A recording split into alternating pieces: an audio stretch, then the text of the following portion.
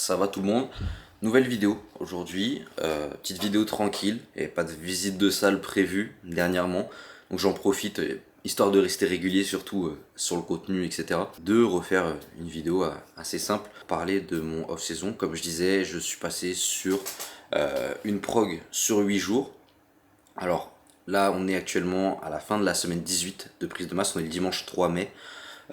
Donc fin de semaine 18, j'ai commencé la nouvelle prog cette semaine, donc j'ai passé 17 semaines de prise de masse avec mon premier format qui était push-pull legs, repos, upper lower, repos. Donc un format très simple, très répandu sur 7 jours, sur une semaine, pour avoir une espèce de routine si on veut. Sauf que moi j'ai pas forcément besoin de me cadrer à une semaine de 7 jours, et je voulais aussi essayer autre chose. Donc je passe sur un format sur 8 jours où tout simplement ça va rouler, et les séances ne tomberont pas forcément tous les mêmes jours, pardon, chaque semaine. Donc je pense que ce sera le plus adapté, et dans tous les cas, moi je travaille pour moi, je suis coach en ligne, donc je fais la même chose tous les jours, dans tous les cas j'ai la même routine, donc peu importe qu'on soit samedi, mercredi, lundi, les journées sont les mêmes. Donc à ce moment-là, le fait d'avoir un roulement et pas forcément une programmation sur les 7 jours de la semaine, ça change pas grand-chose pour moi. Donc du coup, la nouvelle programmation, c'est simplement push, legs, pull, repos, push, legs, pull, repos. Et j'ai deux formats de chacune des séances, push A, push B, legs A, legs B, pull A, pull B, etc. Histoire de mettre l'accent sur certaines parties plutôt que d'autres.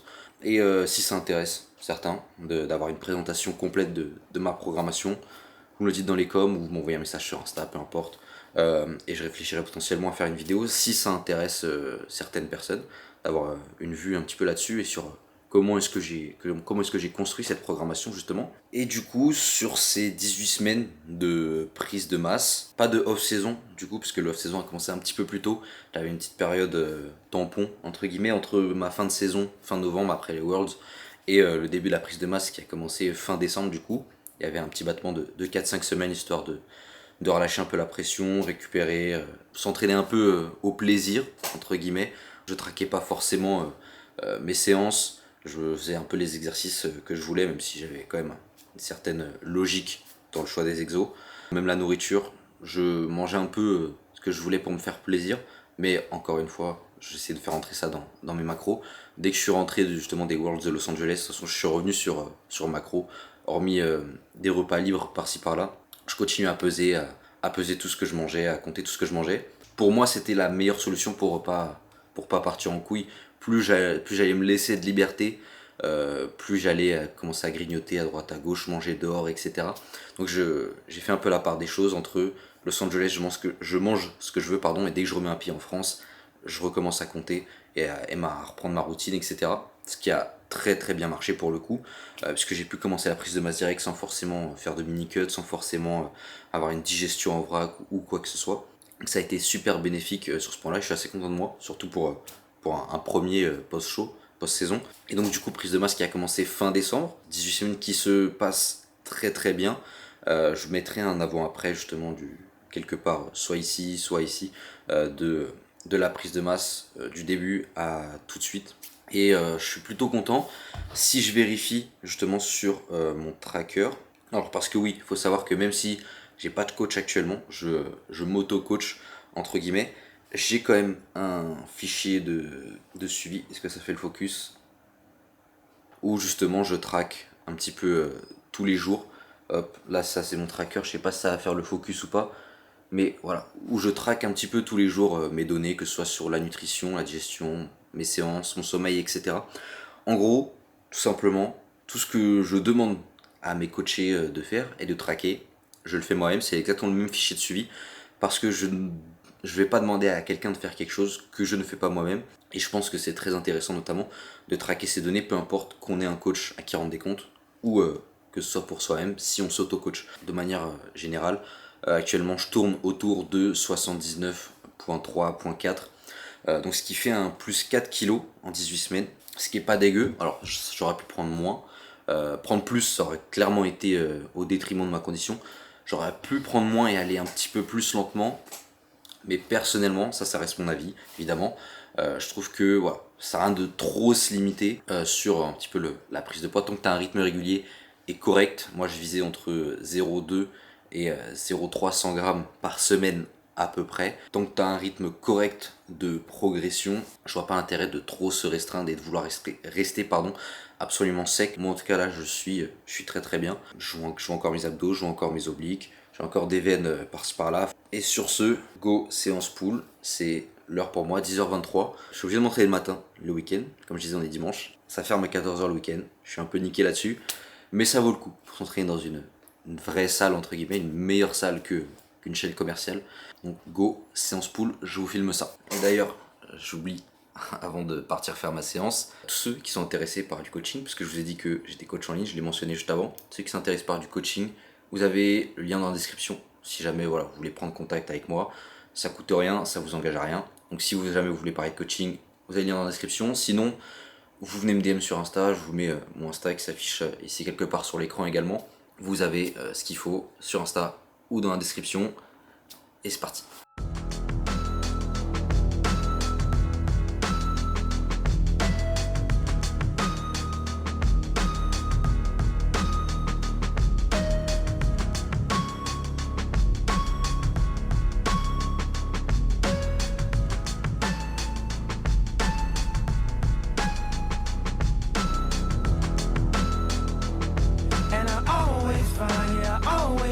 Something wrong. You've been putting up with my shit just way too long. I'm so gifted at finding what I don't like the most. So I think it's time for us to have a toast. Let's have a toast for the douchebags. Let's have a toast for the assholes. Let's have a toast for the scumbags. Every one of them that I know. Have a toast for the jerk-offs that'll never take work off. Baby, I got a plan. Run away fast as you can. You find pictures in my email. I sent this bitch a picture of my dick. I don't know what it is with females, but I'm not too good at that shit. See, I can have me a good girl and still be addicted to them hood rats. Bon, du coup on se retrouve, séance faite ce matin du coup, le repas post-workout qui a été pris, un peu de travail également. Là on est milieu d'après-midi et j'en profite avant de reprendre ma collation et de me remplir le ventre pour travailler mon posing. J'essaie dernièrement de travailler mon posing de manière quotidienne ou quasi quotidienne. Il y a des jours où je peux pas pour X ou Y raison, mais j'essaie de le faire un peu tous les jours. Là je commence par les basiques, les pauses obligatoires, les transitions classiques, etc. Et ensuite, j'attends d'arriver sur la partie la plus fun, où ce sera les routines, l'improvisation, etc. Pour faire des trucs un peu théâtral, entre guillemets, et être un bon poseur. Donc c'est pour ça que j'essaie de faire ça un peu de manière journalière. Donc voilà, big miroir juste ici. Là, il y a moi. Là, il y a le trépied juste devant, justement pour poser le téléphone, la caméra, etc. Ici j'ai le trépied juste pour la caméra que j'ai actuellement, une enceinte pour mettre de la musique, ici un canapé, c'est pas ce qu'il fout là. Ici j'ai, je sais pas si on le voit, j'ai mon slip bar de posing et la petite commande pour mettre dans la bouche et prendre les photos si besoin pour le téléphone. Donc voilà, un big miroir pour le posing, ça fait plaisir. 45 minutes, 1 heure de posing, ensuite la collation de l'après-midi.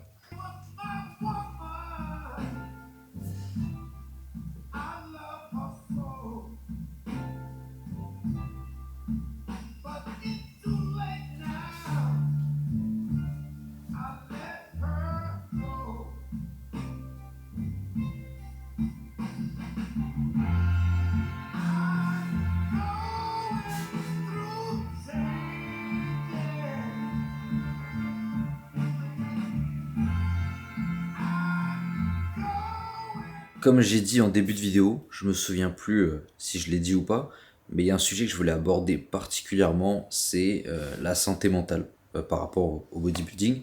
Moi ça me concerne, ça m'a affecté. Après je vais pas étaler ma vie spécialement, mais juste dans les grandes lignes je vais expliquer un petit peu mon raisonnement et pourquoi j'ai choisi d'en parler. Déjà premièrement parce que on n'entend pas beaucoup parler du coup sur les réseaux, même si voilà chaque créateur de contenu entre guillemets ou athlète, peu importe, voilà, parle un petit peu de ses difficultés, etc. La santé mentale, c'est quelque chose de très compliqué à gérer, et si elle n'est pas en place avant de faire du bodybuilding, ça peut passer du tout au tout très rapidement. Je dis ça parce qu'il y en a beaucoup qui pensent que monter sur scène ça va résoudre leurs problèmes, que faire une prépa ça va résoudre leurs problèmes, d'avoir un physique instagrammable ça va résoudre tous leurs problèmes, ça va leur accorder gloire et sponsoring et tout ce qui vient avec. Tout ça, c'est pas le cas, les mecs, ça peut en faire partie pour une petite minorité, pardon, mais c'est pas le cas de la grosse majorité des gens qui montent sur scène déjà premièrement, et de deux, c'est pas ça qui va changer votre santé mentale un petit peu pour le mieux. Si vous avez un certain passif, ça va très certainement même l'empirer, et là je parle d'expérience. Si vous n'avez pas une santé mentale qui est dans un bon état, entre guillemets, ne vous lancez pas dans une prépa, clairement. Ne vous lancez pas dans une prépa parce que dans le meilleur des cas, vous allez un petit peu maintenir cette santé mentale de manière très difficile, vous allez la maintenir. Et dans le pire des cas, vous allez finir vraiment au fond du trou mentalement. Et en plus de ça, si vous n'avez pas le résultat escompté le jour J de votre compétition ou sur votre saison de manière générale, ça va encore plus vous affecter. Heureusement, on va dire entre guillemets, je suis passé entre les mailles du filet puisque j'ai eu des bons résultats, mais je sais que c'est pas le cas de beaucoup de gens qui sont montés sur scène. Donc c'est aussi quelque chose à prendre en compte quand on décide de se lancer dans une préparation de bodybuilding, quand on décide de monter sur scène pour la première fois ou de remonter sur scène, peu importe. La santé mentale, c'est quelque chose à prendre en compte très très très sérieusement. Là, je vais parler un peu plus de mon expérience personnelle à moi, par rapport à la première prépa que j'ai faite, la seule que j'ai faite jusqu'à présent. J'étais dans un état mental déjà un peu ok tiers, on va dire. Voilà, j'étais pas au top, je peux pas dire que j'étais heureux, entre guillemets. J'étais pas non plus au plus bas, complètement triste et au fond du trou. Mais à savoir que j'ai fait une dépression il y a plusieurs années et que j'ai des facilités à avoir certaines tendances dépressives, etc. Voilà, sans rentrer dans les détails, c'est du psychologique, etc. Mais j'ai certaines facilités à avoir des tendances dépressives. Donc j'ai commencé la prépa dans cet état-là, de manière tout à fait normale, tout se passait de manière ok dans ma vie, etc. La prépa a continué. Plus ça avançait, plus mon état mental se dégradait au fur et à mesure que la fatigue s'installait. J'avais pas spécialement de situation stable à ce moment-là, puisque je commençais seulement le coaching, donc j'avais pas de situation stable du tout, avec un revenu correct. Donc tout ça, ça s'additionne évidemment. La fatigue, l'état psychologique qui est pas forcément fou, la situation professionnelle qui est pas forcément correcte, etc. Tout ça, ça s'additionne et ça m'a mis dans un état assez négatif, si je peux dire, au point où, pour encore d'autres raisons, il n'y a pas que ça, pour d'autres raisons, mais encore une fois, ça reste de la vie privée, mais pendant quelques semaines de la prep, j'ai été sous antidépresseur. Okay, je voyais déjà une psychologue depuis, je sais pas, 2 mois, je crois, 2 mois. Je suis passé sous antidépresseur pendant plusieurs semaines. J'ai été un peu réticent au fait de les prendre parce que voilà, je savais qu'il pouvait y avoir des effets secondaires. Même si spécialement j'allais pas très bien ou j'étais pas ok entre guillemets, je voulais quand même faire passer la prépa en priorité. Est-ce que c'était un bon move, un mauvais move? On ne saura jamais. En tout cas, j'ai fini ma prépa, j'ai fait ma saison, etc. Mais du coup, j'étais réticent à les prendre. Je les ai pris quand même sur conseil de la psy.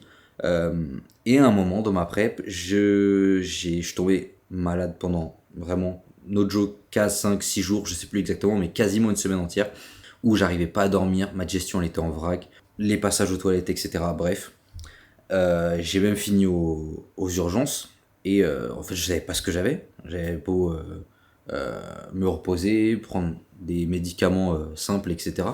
Je savais pas ce que j'avais, ça continuait, j'ai fini aux urgences, bon ils ont rien trouvé, ils m'ont renvoyé chez moi comme ça, et au final c'est passé, entre guillemets c'est passé, mais à partir de ce moment-là, même si je savais pas à quoi c'était dû, et est-ce que c'était dû aux antidépresseurs, j'ai fait le choix de les arrêter, pour le bon déroulement de la PrEP, encore une fois, je sais pas pourquoi j'ai fait ce choix-là à ce moment-là, mais j'ai fait passer la PrEP avant. Et en fait, psychologiquement, sans même que je me rende compte, j'étais tellement dans cette routine de faire la même chose tous les jours, en état de fatigue totale, en mode zombie même, en fin de PrEP, je traînais des pieds, j'avais du mal, je marchais tout doucement, les gens ils me parlaient, j'étais là en mode ouais d'accord et tout, je comprenais rien, j'arrivais pas à réfléchir, etc.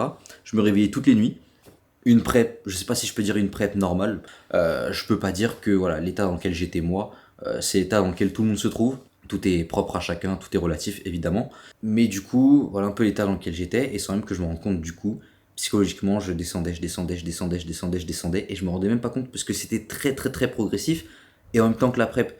Et en fait, le fait que ce soit en même temps que la prep, et bah, je me disais que c'était normal, que ça faisait partie du process, et que bah, je devais me sentir comme ça, me sentir minable, entre guillemets. Donc la saison est passée. Heureusement pour moi, j'ai envie de dire, j'ai eu des bons résultats, des très bons résultats, parmi la masse de gens qui ont concouru en France, en Italie, là où je suis monté, au Worlds, etc. J'ai eu des bons résultats. Et j'ai envie de dire heureusement pour moi, parce que me connaissant, les réactions que je peux avoir, comment je réagis aux choses, etc., le fait que je sois très dur et critique avec moi-même, je pense que si j'avais fait des mauvais résultats et si j'avais genre rien gagné du tout, la Procard, bon ça, je m'y attendais pas dans tous les cas, mais genre si j'avais pas gagné du tout, j'avais pas fait de top 3 nulle part, etc., je pense que à l'heure actuelle, zéro blague ou quoi que ce soit, je pense que je serais au fond du trou, mais vraiment au fond du trou. Je serais en train de me morfondre. Mon post-saison, je l'aurais complètement ruiné. J'ai envie de dire, heureusement pour moi, j'ai eu des bons résultats. Ça a permis de me lancer dedans, de réaliser certaines choses, que peut-être que j'étais fait pour ça et que je voulais m'y consacrer à fond, etc. D'où le fait qu'aujourd'hui, bah, sur mon off-saison, je gère ça, j'ai envie de dire, comme un pro, puisque bon, même si je me considère pas parmi les meilleurs, je suis quand même pro. Mais du coup, comme je disais, si j'avais pas eu les bons résultats, je serais au fond du trou. Et honnêtement, une fois que j'ai commencé le post-saison et que je commençais à remanger, avoir un peu plus d'interaction sociale, un peu plus d'énergie, mieux dormir, etc., j'ai remarqué la différence, mais vraiment du tout au tout, entre l'état dans lequel j'étais en prépa et l'état dans lequel j'étais ensuite post-saison et actuellement même. Et certes, il y a un état physique, parce que bah, c'est le process de la prépa, mais il y avait aussi cet état psychologique où vraiment, en prépa, j'étais vraiment en bas, en bas. Et là, j'ai commencé à remonter petit à petit parce que voilà, l'énergie est revenue, le sommeil est revenu, les performances, euh, le plaisir à la salle, les interactions sociales, comme je disais, le coaching qui prend bien, etc., qui monte. Donc une situation professionnelle également un peu plus stable comparé bah, au début de prep, comme je l'avais dit. Bref, j'ai fait un peu un monologue sur ma situation à moi. Mais si vous n'êtes pas dans un état mental stable ou correct pour commencer une prep, ne pensez pas qu'être shredded, d'être découpé, monté sur scène, peu importe, ça va vous accorder le bonheur et la satisfaction dans votre vie de manière générale. Je conseille à tout le monde qui potentiellement se trouve dans cette situation-là de faire la part des choses et potentiellement bah, de repousser, que ce soit de 6 mois, de 1 an. Des scènes, il y en a plein. Des expériences, vous pourrez en avoir beaucoup. Ne vous précipitez pas là-dedans si vous n'êtes pas correct. Donc voilà un petit peu sur ce chapitre santé mentale. Je voulais juste faire un petit peu donner mon conseil puisque c'est quelque chose que j'ai vécu. Mais en tout cas, voilà, je voulais faire part de mon expérience par rapport à ça, par rapport à la santé mentale, etc. Et tout ce qui touche au bodybuilding de manière générale. Fin de vidéo, en tout cas. J'espère que je suis pas parti dans tous les sens avec ce monologue, etc. Et que j'en ai pas perdu certains. Je vous dis au revoir à tout le monde. Merci à tous ceux qui sont restés jusqu'à la fin de cette vidéo et prenez soin de vous.